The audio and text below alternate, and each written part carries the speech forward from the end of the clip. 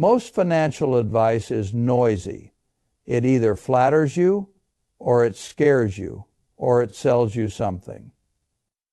I prefer advice that works even when nobody is watching, even when the economy is messy, even when you are tired. So today I am going to focus on one lever, a lever that turns panic into patience, the first real buffer of savings.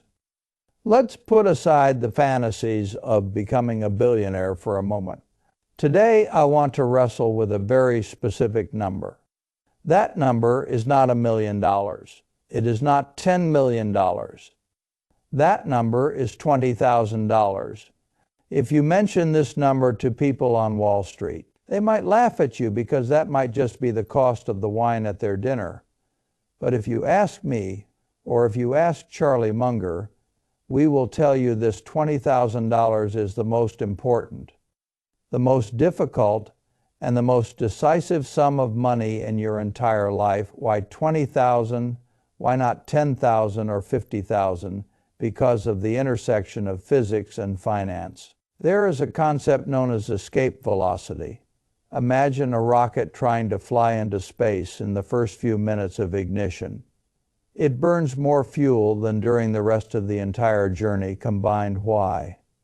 Because in that phase it must fight against the strongest gravitational pull of the Earth and the thickest atmospheric resistance for most people. The zone between $0 and $20,000 is the gravity. Well, in this zone you are not moving forward. I want you to understand this clearly. You are fighting for your life. We have to be honest about this. When the number in your bank account is below 20,000, your life is actually in a state of extreme fragility. Nassim Taleb talks about anti-fragility, but at this stage you are completely fragile. Let me paint a picture of this life for you. I know this life because before I became the so-called Oracle of Omaha, I observed countless people struggling at the bottom. When you only have $1,000 in savings, every small accident in life is a catastrophe. Your car breaks down and the repair bill is $500. This isn't just an expense. This means you might not be able to pay rent this month, or you might have to turn to a payday lender. And once you take that high-interest loan, you are sucked into a vicious cycle. You have a toothache. But because you can't afford the dentist, you choose to endure it as a result. A year later, a small problem turns into a major surgery. And the cost goes from a few hundred to a few thousand. You see, this is what I call the gravity of poverty. When you have no money, the cost of surviving in this world is actually higher. Banks charge you maintenance fees. Because your balance is too low, landlords charge you penalties. Because your rent is late, you buy cheap shoes every year because you can't afford high-quality ones that last. This gravity pins you firmly to the ground. That is why I say the first $20,000 is the hardest.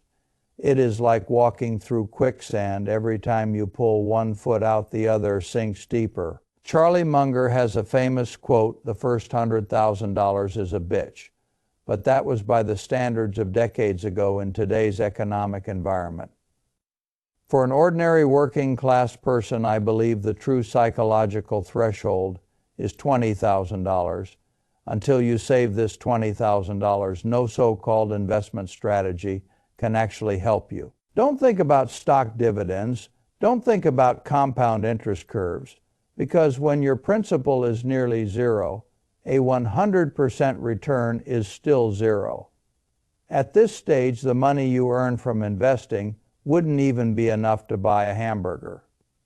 This is a dark tunnel. Many young people walk in this tunnel for years, only to find themselves still running in place. So they despair. They start to believe that social mobility is dead. They start to believe that hard work is useless. And then they squander the little money they have trying to numb the pain through consumption. But this is exactly where most people fail. What this video is about is not how to make you rich, but how to make you take off. We are going to talk about how to generate enough thrust to break out of this, the gravity well, because once you cross this $20,000 line, a miracle happens. The air gets thinner, the resistance drops, the gravity weakens. Suddenly, every bit of effort you put in before starts to return to you exponentially. But before we get there, let me be direct with you. You must recognize where you are right now. If your current savings are below this number, please turn off all distractions and put your phone on silent, because the next 50 minutes might be the most important physics lesson of your life. We are on the launch pad right now. The countdown begins. Now let's assume you have climbed out of that. The gravity well, you have $20,000 sitting in your bank account. Let me be direct with you. You haven't bought a Ferrari, you haven't moved into a mansion, and you look exactly the same as you did yesterday. But I can guarantee you, deep inside your brain, the chemistry has changed. This chapter is about the psychological shift. I call this change the birth of refusal power. Do you know why most people live like slaves in the workplace? It is not because they lack ability. It is because they lack the capital to say no. Let's run a comparative experiment. Imagine two young people sitting in the same office. Let's call them Jack and Mike. Their salaries are exactly the same, and their skills are equal. The only difference is that Jack has zero savings, or perhaps even $1,000 in credit card debt, while Mike has $20,000 in cash.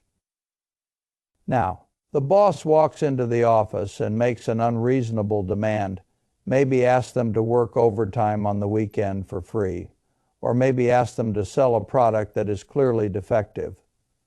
What will Jack do? Jack's heart rate will accelerate, and his cortisol levels will spike. His brain will instantly go into survival mode. He will think, if I refuse, the boss might fire me. If I lose my job, how will I pay rent next week?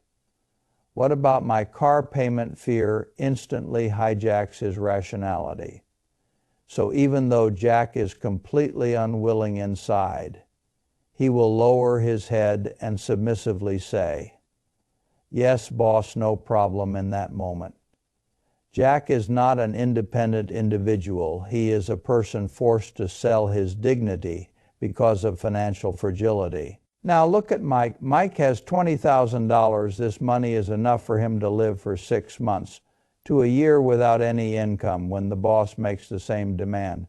There are no sirens going off in Mike's brain. He will calmly evaluate the request. He can look the boss in the eye and calmly say, "I don't think that is a good idea. Can we find another way?" Or if the request truly crosses a line, he can even tell himself, "Even if I quit right now, I will be fine." Here is what I want you to notice. You see, this is called refusal power. Mike didn't actually quit, but because he possesses the ability to walk away at any time, he holds the initiative at the negotiation table. This is what I always say: if you cannot walk away, I want you to understand this clearly. You cannot negotiate. That $20,000 is essentially not money. It is body armor for your personality. Psychologists have long confirmed a brutal truth: poverty lowers your IQ. There is a book called Scarcity, and the research in it shows that when a person worries about money all day, their cognitive bandwidth gets severely occupied. This constant anxiety is equivalent to a temporary drop in IQ of 13 to 14 points. That is worse than going a whole night without sleep. This explains why poor people often make a series of bad decisions. Why do you buy lottery tickets? Why do you take out payday loans? Why do you spend 2 hours waiting in line to save $2? It is not because you are stupid. It is because your brain is filled with the fear of survival. And you simply have no space left to make long-term plans when you possess $20,000.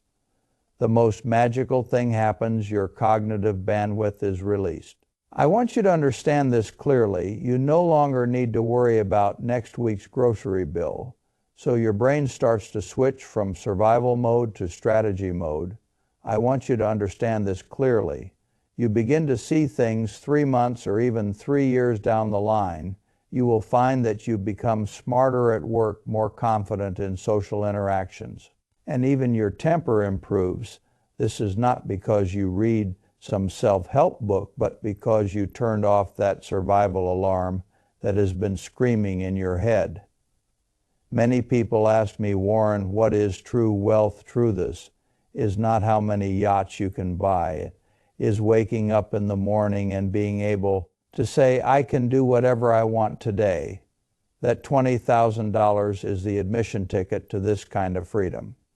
Although it cannot buy a yacht yet, it has bought back the most expensive luxury in the world, your rationality and your dignity.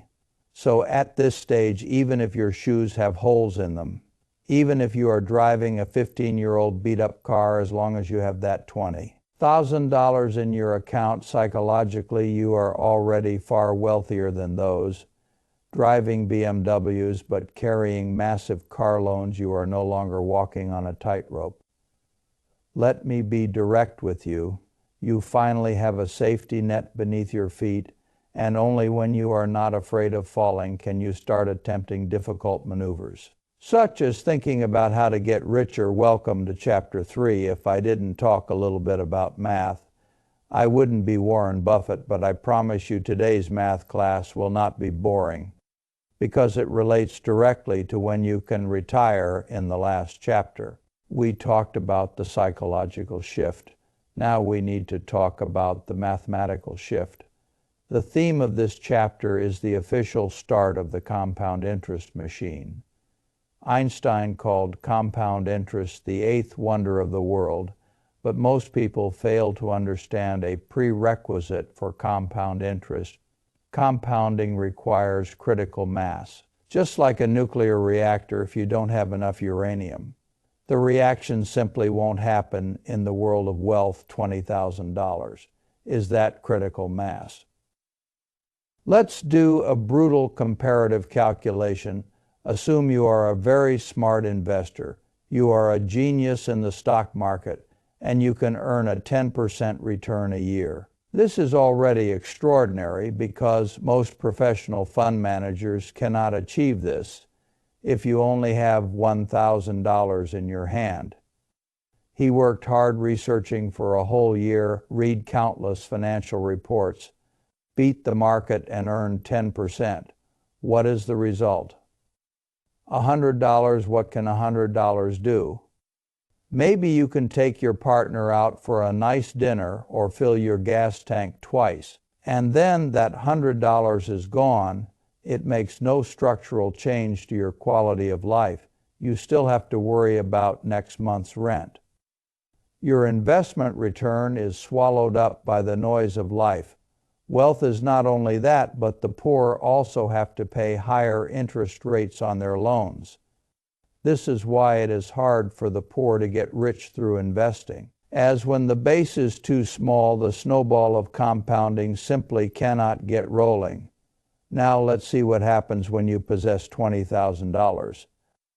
The same 10% return. 10% of $20,000 is $2,000. What does $2,000 mean for many ordinary families? This could be a whole month's salary, or 2 full months of rent. This is not just a difference in numbers. This is a difference in nature. When your investment income can cover a major expense in your life, like automatically paying your rent or automatically paying your car loan, magic happens.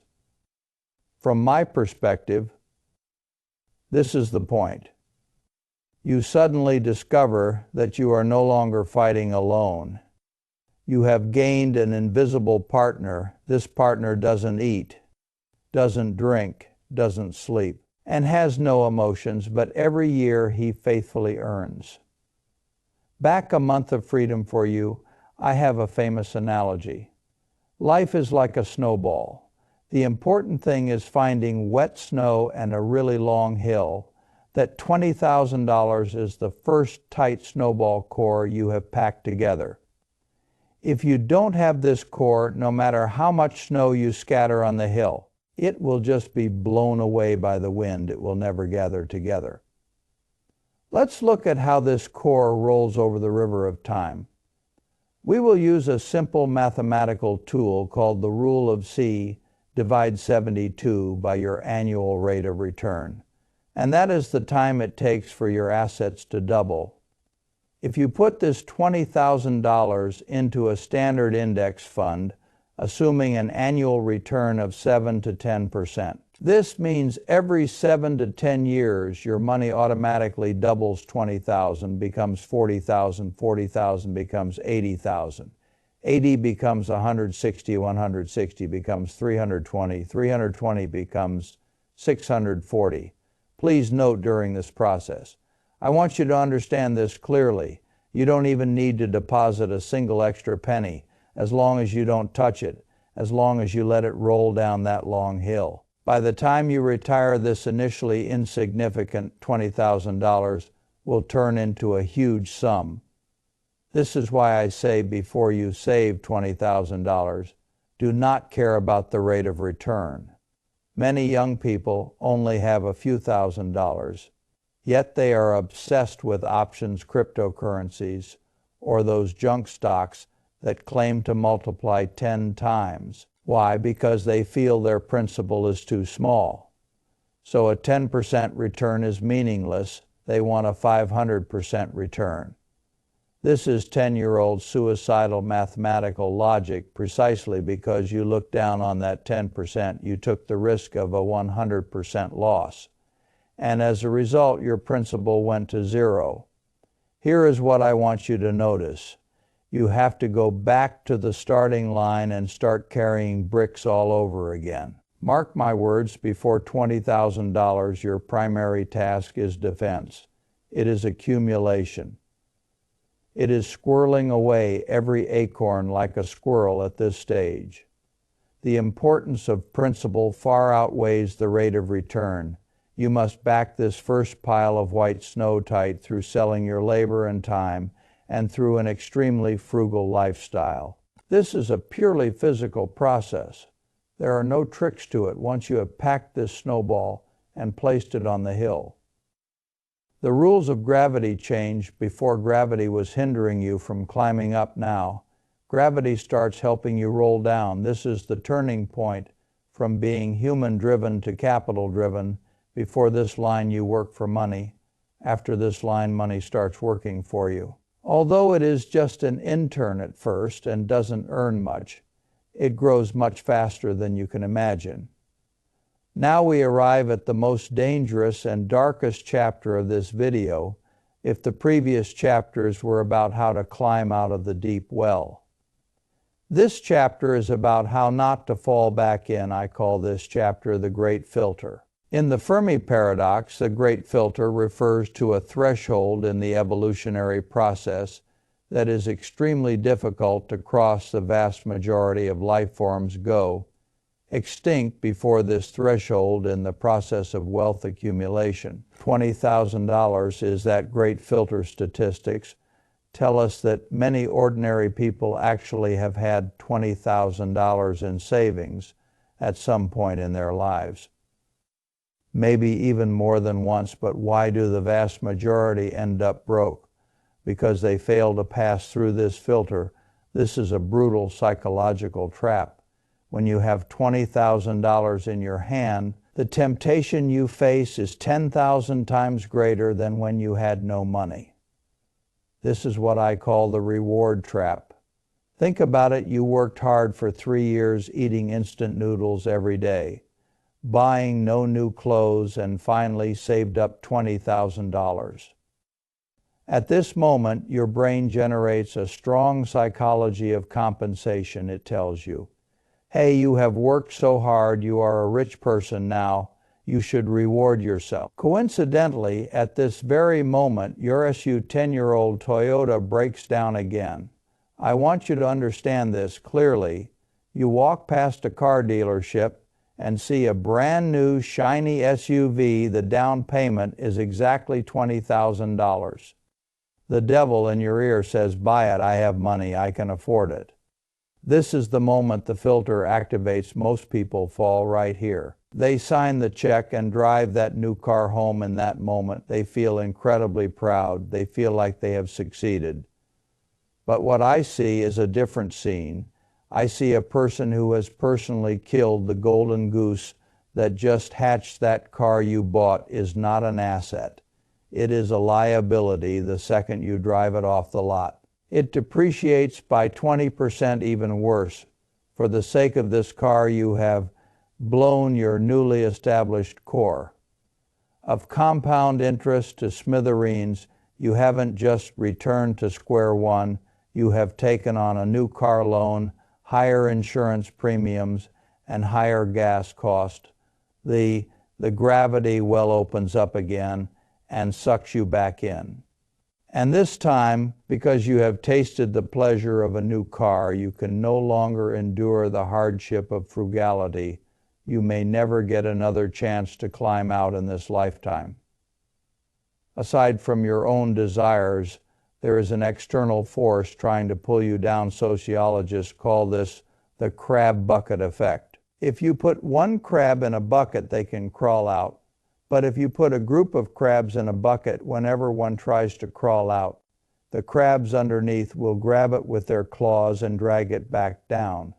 When you save $20,000, when you start refusing meaningless consumption, when you start talking about investing instead of gossip, your friends, colleagues, and even relatives will feel uncomfortable. They will say, "What is the use of saving money? Money is meant to be spent." They will say, "Look at that guy, he clearly has money, but still drives a junk car. What a miser." They mock you, not because you are doing something wrong, but because your self-discipline highlights their indulgence subconsciously. They don't want you to pass through that filter, because that means you will enter a world they cannot reach to pass this filter. You have to become a little weird. Here is what I want you to notice. You have to get used to loneliness. You have to learn to enjoy the thrill of watching the numbers in your bank account grow rather than the thrill of watching your closet. Philip, Charlie Munger, and I have lived with such misunderstandings our entire lives. We drive ordinary cars, live in old houses, and eat hamburgers. Many people think we don't know how to enjoy life, but what they don't understand is that we enjoy the sense of security. We enjoy the sound of the compound interest machine humming day and night. So when you save $20,000, this is the most critical moment. This money will feel hot in your hand. I want you to understand this clearly. You will feel it pulsing in your pocket, begging you to spend it. You must resist this urge. You have to tell yourself this money is not for rewarding my past, it is for purchasing my future. This is my seed. If you grind your seed into flour and eat it, you will never see a harvest in your life. This is the greatest test on the road to wealth. It is not a test of your earning ability, but a test of your sense of worthiness. Do you believe you are worthy of long-term freedom, or are you only worthy of short-term pleasure? If you can resist buying that car, if you can resist going on that expensive vacation, if you can say no to the crabs pulling you down, then congratulations, you have just passed the great filter. Now you are officially part of the top 5%. Congratulations, you have passed the great filter. Your $20,000 is still in your account. It hasn't turned into a depreciating SUV. Now we enter the phase of tactical execution. The theme of this chapter is the specific blueprint. From 20,000 to 100,000, many people will ask me at this point, "Warren, I have $20,000 now. Which magic stock should I buy? Should I chase the hottest trend that is skyrocketing?" My answer is very simple, and it might seem boring to you if you try to use this $20,000 to gamble on the next moonshot. you have basically already lost. At this stage, what you need to do is not gamble, but position yourself. We need to carve up this precious seed capital. We need to divide it into two parts, the bulletproof vest and the soldiers. First, you need to take $5,000 to $10,000 and put it into a high-yield savings account or buy the safest government bonds. This money is your bulletproof vest.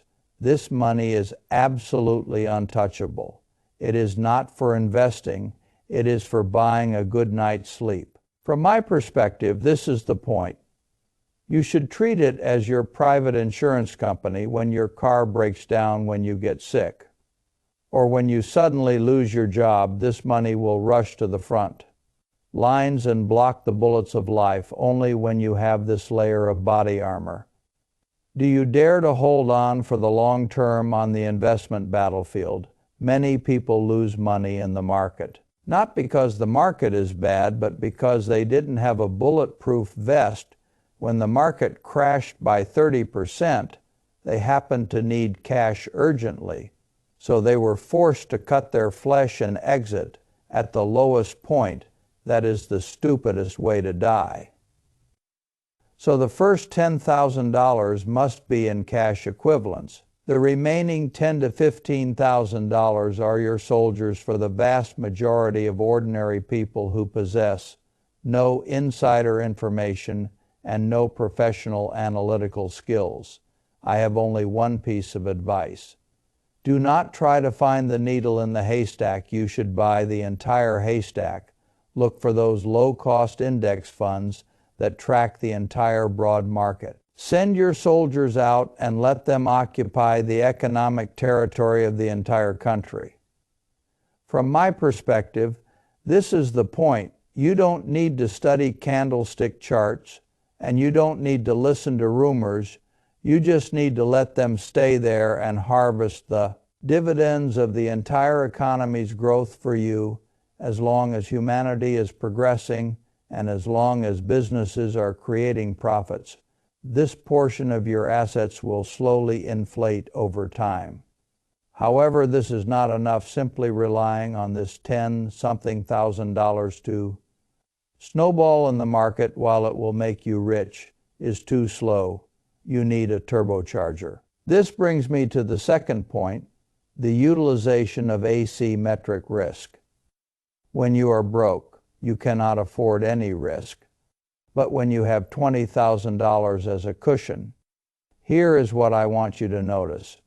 You are qualified to play a game called asymmetric risk. What is asymmetric risk?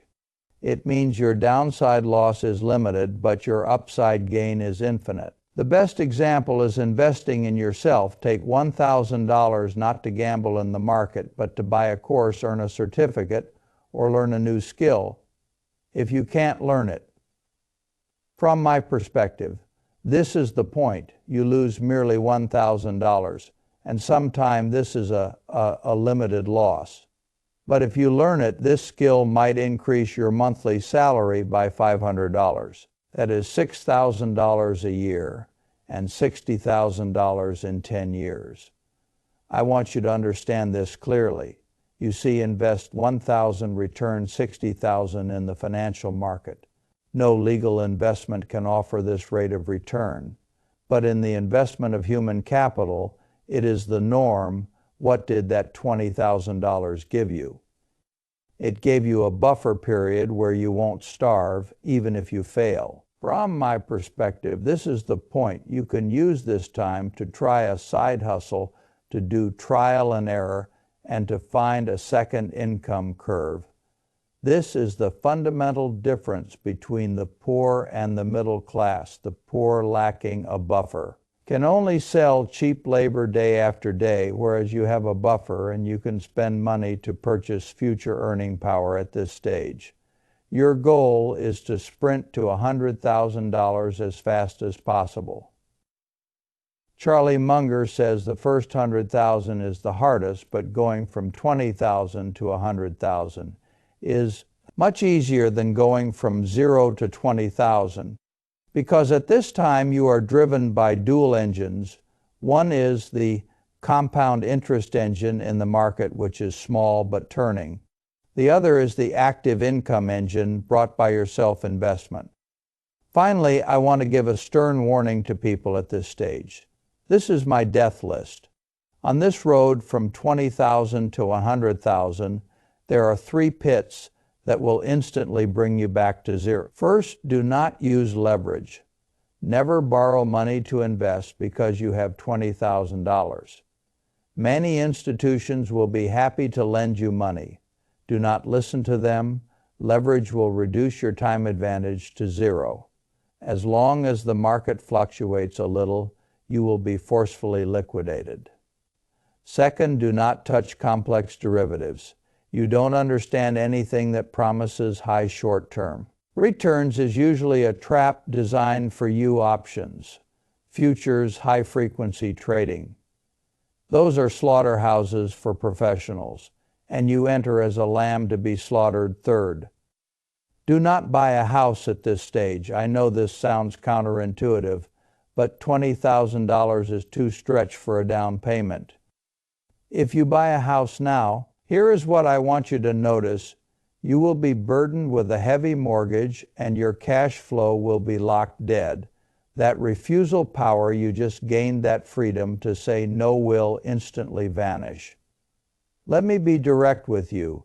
You will turn back into a slave to the bank, afraid to quit your job, afraid to take risks, be patient. $100,000 is the next milestone.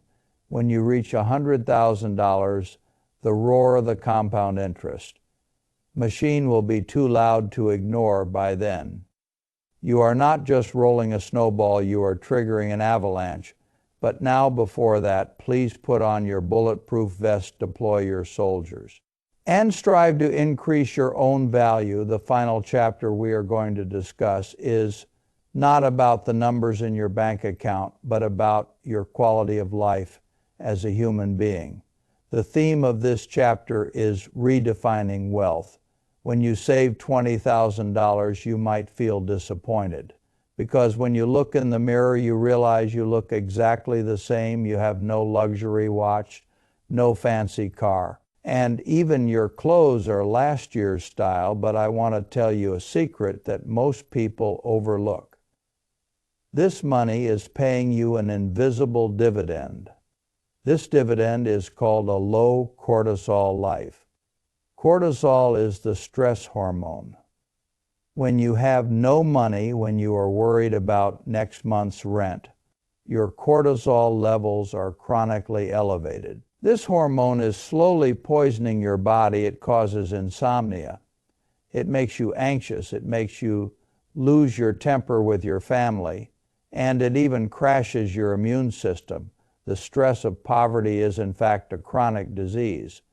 But when you possess that $20,000 bulletproof vest, even though you haven't bought a single thing, your cortisol levels drop. You sleep better at night. You are more patient with your children. Here is what I want you to notice. You argue less with your spouse about money. This invisible health dividend is worth even more than the $20,000 itself. I always say money cannot buy happiness, but money can buy away a lot of unhappiness. That first $20,000 buys away exactly those nightmares that wake you up in the middle of the night. Many people think I, Warren Buffett, am happy because I possess billions in wealth. Wrong. Even if I only had $20,000 right now, I would still be happy. Because $20,000 is enough to buy my favorite hamburgers, enough to let me live in a warm house, and most importantly, enough to let me do the work I love. This leads to the final piece of philosophical advice I want to give you. Do not let money become your master. Before $20,000, money is your master. You must obey it, doing jobs you dislike and enduring bosses you can't stand. But after $20,000, the relationship reverses. You become the master, and money becomes the tool. If you save this money just so one day you can splurge like the new Wall Reach, then you will never be truly wealthy. Let me be direct with you. You are just a poor person holding some cash if you save this money to win control over your own time. Then even if you only have $20,000 in your account, you are a wealthy person, all right? This 50-minute journey is coming to an end. Let's look back at how far we have come. We started from that dark the gravity. Well, discussing how difficult and fragile the first $20,000 is, we talked about the psychological shift and how that money gives you the refusal power to say no in this brutal world. We talked about the compound interest machine and how that core of wet snow begins to roll. We talked about the great filter and why you must resist the temptation of consumerism and not kill your golden goose.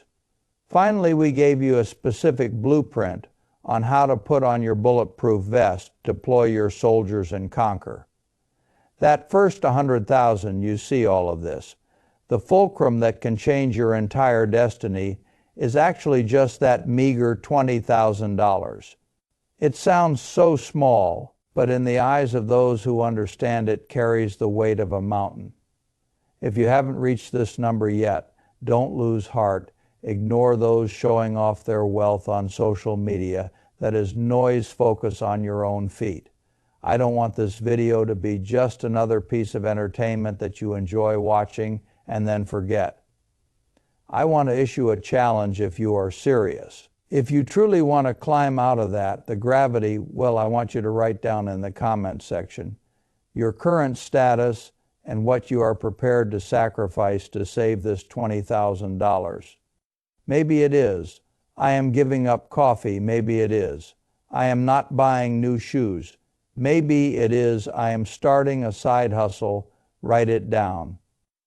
This is a contract, not with me, but with your future self. When the day comes that you actually save that $20,000, be it 3 years or 5 years from now, please come back to this video and reply to yourself, I did it by then. Here is what I want you to notice. You will discover that you haven't just changed your savings, you have changed the trajectory of your entire family's destiny. The game has started. Now go win your first round. Before I let you go, I want to make one last idea stick. This is not a contest of who looks rich. It is a contest of who is free. Freedom begins when your next decision is not forced by fear. So if you take nothing else from my words, take this. Build the buffer, protect it, and let it buy you time. Time is the only asset you can never replace, and money is most useful when it protects your time.